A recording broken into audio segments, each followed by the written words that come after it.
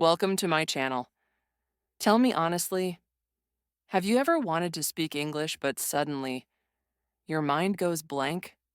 You know the words, but they just disappear. You feel stuck, embarrassed, even scared. Why does this happen? And more importantly, how do you fix it? Watch till the end, because the answer will surprise you. It's not your fault, it's your brain's reaction. And today, you'll learn how to break that freeze. Right. Yes, it happened to me in the comments if you've ever frozen while speaking English. Chapter 1. The First Freeze. It is a cold morning. I wear my jacket. I walk to the bakery near my home. I am learning English. I want to speak more. I tell myself, today I will try. I will say one sentence in English. I open the door of the bakery. It is warm inside. The smell is sweet. There is fresh bread. The lady at the counter looks at me. She smiles. She says, "Can I help you?" I hear the words. I understand them. I know what I want to say. I practiced it before. I want to say, "One loaf of bread, please." I open my mouth, but no words come out. I freeze. My hands shake a little.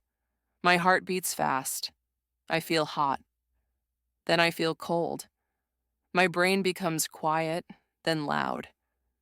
Many thoughts come fast. What do I say? What if I say it wrong? Is she waiting? Is she watching? I look at the bread. I look at her. I try to speak again. Still, no words, only silence. I feel stupid. I feel small. I feel like a child who forgot how to talk. But I know English. I study every day.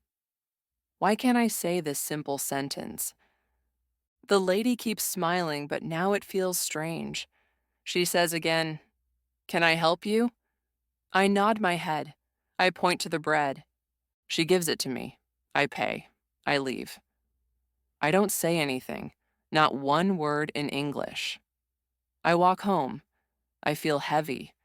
I talk to myself in my head. I say, why didn't I speak? Why did I freeze? I say the sentence now. It's easy. One loaf of bread, please. I can say it now, but not in the bakery. I sit down in my room. I feel sad. I feel like I failed. I think maybe I will never speak well. Maybe I am not good at English. Maybe I am not brave. But deep inside, I know the truth. I want to speak. I want to be free. I want to walk into a shop, a cafe, a classroom, and speak. Not perfect, just speak. I think about the moment. I remember how it felt. My brain was full of noise. The words were there, but far away. My heart was not helping. My body was scared. My mouth forgot how to move. This is the freeze. It's not about grammar. It's not about vocabulary. It's about fear. It's about pressure. It's about the mind and the moment. My English is inside me, but the fear is outside me, stopping everything. That night, I write in my notebook. I write, "Today I froze in the bakery, but tomorrow I will try again." I don't want to run away. I don't want to hide. Because one small sentence can open a big door. And that is how my journey began, not with a big speech, but with silence. That silence made me ask the most important question. What is wrong with me? Why do I freeze when I want to speak? But maybe nothing is wrong. Maybe I just need to understand what is happening inside me. And that is what I will learn next. Chapter 2. The Fear Behind the Silence. The next day, I wake up early. I sit by the window. I drink tea. I think about the bakery. I remember how I froze. I remember how I could not speak. I feel bad again. But this time, I want to understand. Why did I freeze? I open my notebook. I write one question. What is stopping me from speaking? I think quietly. I close my eyes. I remember a moment from school. I was in class. The teacher asked me a question in English. I tried to answer. I said the sentence. One word was wrong. The class laughed. My teacher corrected me in front of everyone. I felt shame. I felt stupid. That moment stayed inside me. I did not forget. Now I understand something. The problem is not English. The problem is fear. The fear is deep. It hides inside my heart.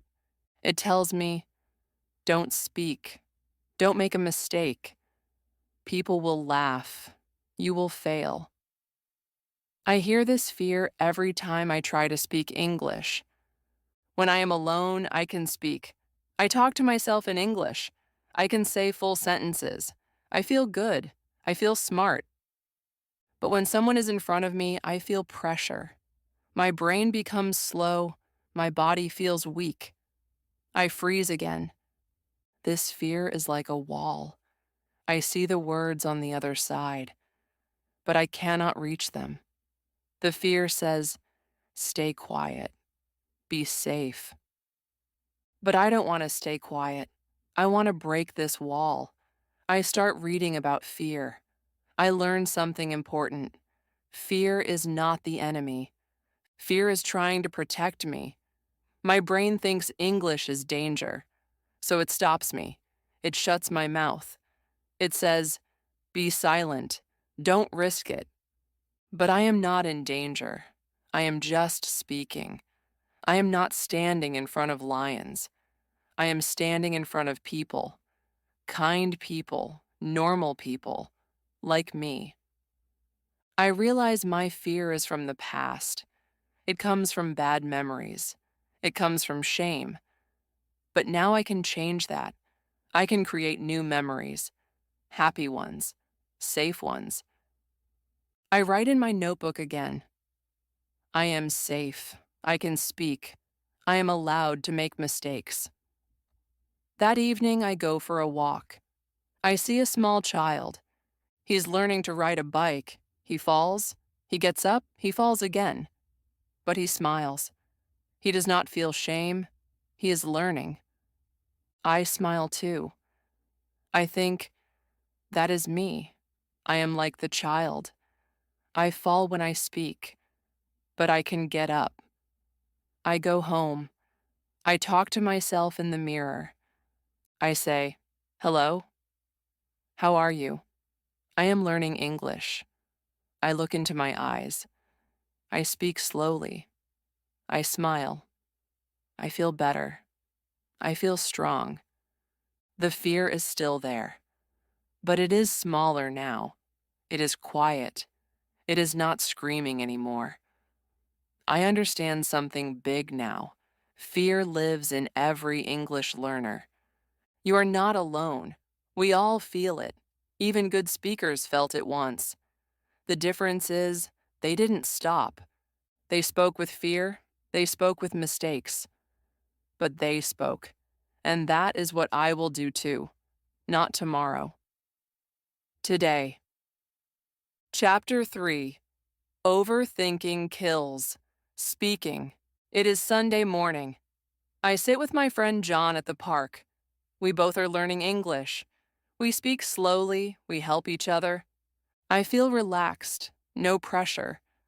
I say, it is a sunny day. He smiles. He says, yes, very sunny. Then I try to say more. I want to say, I like this weather. But I stop. I start thinking, is it I like or I'm liking? Do I need the before weather? Is it weather is good or it's a nice weather? My friend waits. I stay silent. My mind is full of grammar, full of rules, full of fear. And again, I freeze. This time it's not fear of people. It's fear of mistakes. My brain is too busy. It is working too hard. I'm not speaking English. I am solving a grammar puzzle in my head. John looks at me. He says, "Just say it. Don't think too much." I look at him. I smile. I say slowly, "I like the weather." He nods. "Good," he says. I feel better. We continue walking in the park. I speak more. Not perfect, but natural. I say what I feel, not what the grammar book says. It feels easy. It feels like breathing. Later, I sit alone on a bench. I remember something. A time when I was in school. The teacher taught rules. Many rules. Past tense, present perfect. Articles, gerunds, reported speech. I memorized them. I passed tests. But I never spoke English. Not even one real sentence. Now I understand. I was trained to think about English, not to speak it. Thinking is good, but too much thinking is a problem. I look around the park. People are talking. Some speak fast, some speak slow. Some make mistakes, but no one stops them. They speak freely. They speak without fear. Children play near the trees. They laugh. They talk. They say funny things, wrong words. But no one laughs at them. They don't care. They just speak. Why can't I do that? Why do I stop myself? I think again. I remember something I read. Language is not a test. It is connection. That sentence stays in my heart. I repeat it in my mind. Language is not a test. I stand up. I walk again. I talk to myself. I describe the world around me. There is a dog. The dog is big. It is running. A girl is smiling. She is wearing a red dress. The sentences are simple, but they are real. I am not checking grammar. I am feeling the words. This is the difference. I am not learning to pass. I am learning to use. I am using English to live. Later that evening, I sit in my room. I record a voice message to myself. I say, "Today I spoke English." I didn't think too much. I just said what I felt, and it worked. I play the message again. I listen to my voice. It's not perfect, but it is clear. It is me. The next day, I decide to stop overthinking. I write in big letters. Speak first. Fix later. I know now when we think too much, we lose the moment. But when we speak from the heart, we find our words. Maybe that is how fluency begins. Not with grammar, but with courage. Chapter 4. The Memory Trap. It is evening. I sit at my table. I open my notebook. I have written 25 new English words today. I write the meaning. I write one example. I read them again and again. I say them out loud. I feel proud. I feel like I am learning. The next morning, I go to the fruit shop. I want to buy grapes. The shopkeeper looks at me. He says, "Yes?" I smile. I try to remember the word, but it is gone. I look at the grapes. I point with my finger. I say, "This one." He understands. He gives them to me. I pay. I leave the shop. Again, I did not speak the word. I go home. I sit on my bed. I open my notebook. I look at the word, grapes. It is there. I studied it yesterday. Why did I forget it? This is the memory trap. You study many words, but when you want to speak, they disappear. They are not with you. They are just on paper. I feel sad. I feel confused. I feel like something is wrong with my brain. But then I think. I remember how I learned my first language. I did not write words. I did not memorize lists. I heard them. I saw them. I felt them. I lived them. That is the difference. When I say mother in my first language, I feel something. I feel love. I feel safety. I feel comfort. That word is alive. But when I say grapes in English, I feel nothing. It is just a sound. No emotion, no connection. So my brain does not keep it. I understand now. The brain keeps what it feels, not what it writes. That night, I change my way of learning. I take one word, bread. I do not write it 10 times. I hold bread in my hand. I smell it. I say, "This is bread." I break it. I eat it. I say again, "I like bread." Bread is soft. Bread is warm. Now the word is real. The next day, I go to the bakery. I say, "One bread, please." I smile. I don't freeze. I don't forget. The word is alive now. It is in my world, not just in my notebook. I go home. I feel proud. I write in my journal. Feeling the word makes it stay. I start doing this every day. I take one word, I touch it, use it, speak it, feel it. When I learn umbrella, I open it. I walk in the rain. I say, "This is my umbrella. It keeps me dry." I look up. I feel happy. The word stays. When I learn cold, I go outside at night. I feel the air. I say, "It is cold. My hands are cold." I touch my jacket. I say, "I need my jacket." These are not just words. These are pieces of life. This is how I learn now.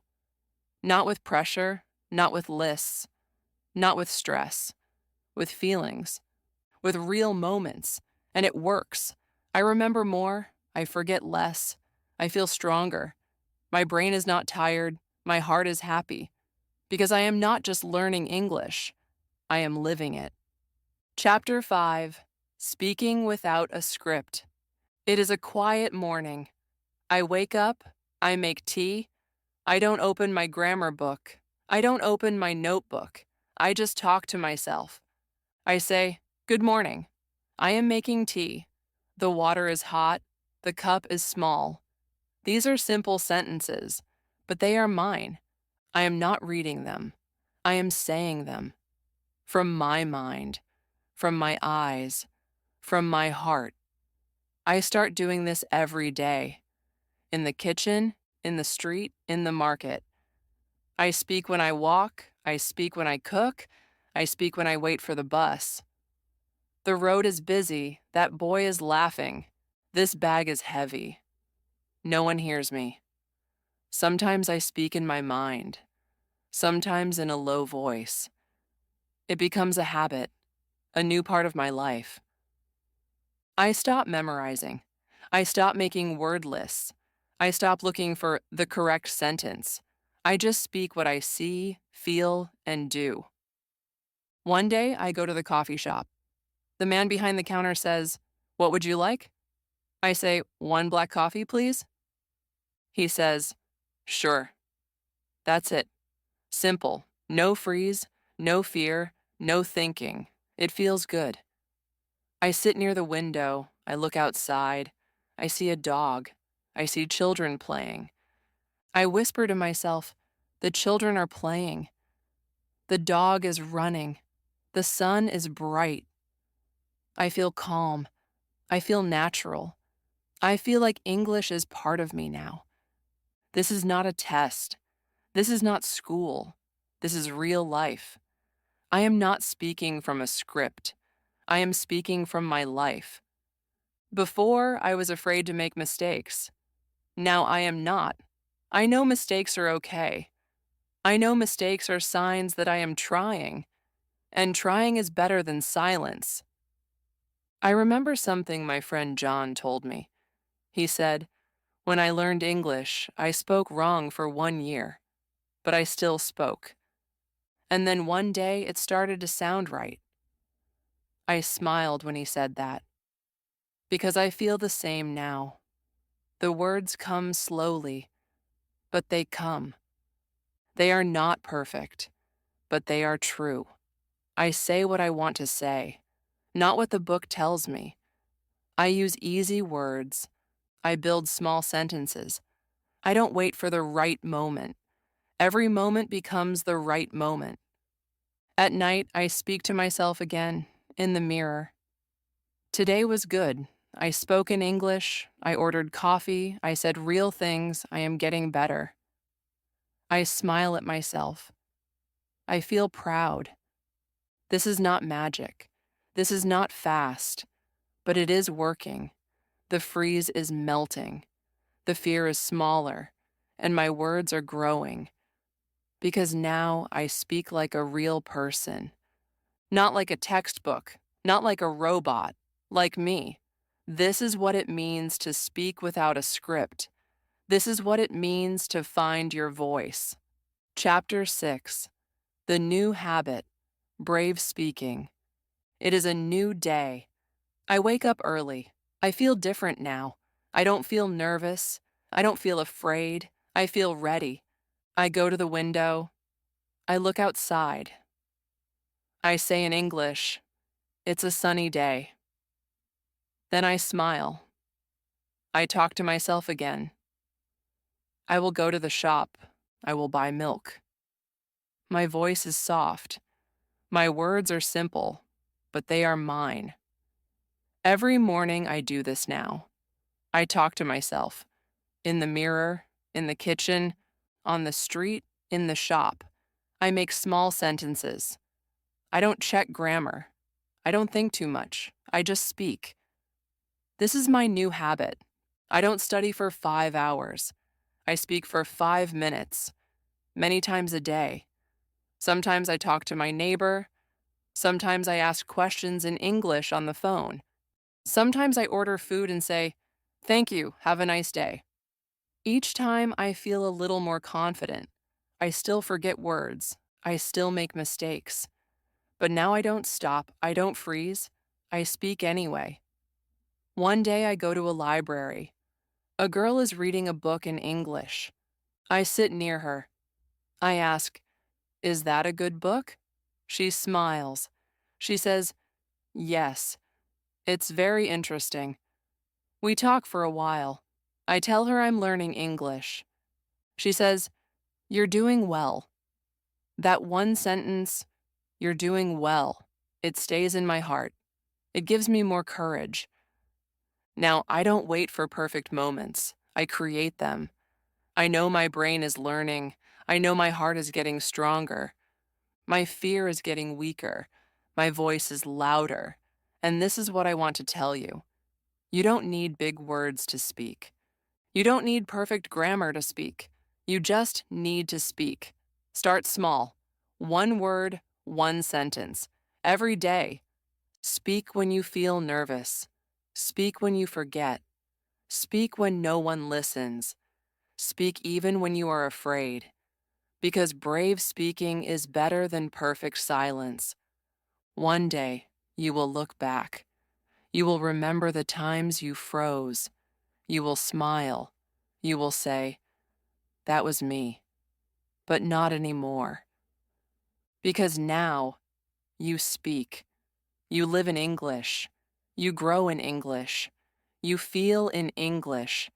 And that's the real meaning of fluency, to be yourself in another language. You can do this. I believe in you. If this story touched your heart, if you felt like it was your journey too, then don't keep it inside. Like this video.